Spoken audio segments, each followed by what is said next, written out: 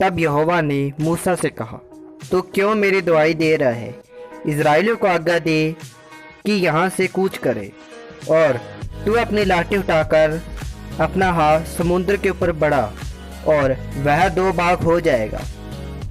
तब इज़राइल समुद्र के बीच होकर स्थल चले जाएंगे।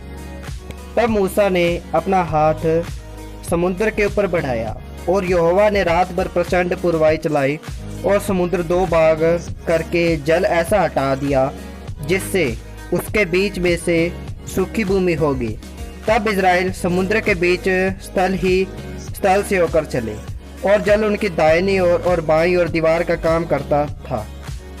तब मिस्र अर्थात फिरौन के सब घोड़े रथ और सवार होकर उनका पीछा किए हुए समुद्र के बीच में चले गए। और रात के अंतिम पहर में यहोवा ने बादल और आग के खंभे में से मिस्र की सेना पर दृष्टि करके उन्हें घबरा दिया और उसने उनके रथों के पहियों को निकाल डाला, जिससे उनका चलना कठिन हो गया।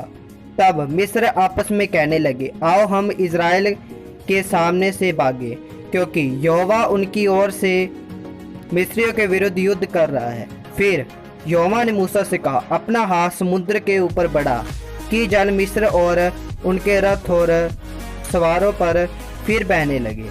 तब मूसा ने अपना हाथ समुद्र के ऊपर बढ़ाया और बोर होते होते क्या हुआ कि समुद्र फिर ज्यों का त्यों हो गया और मिस्र उल्टे भागने लगे।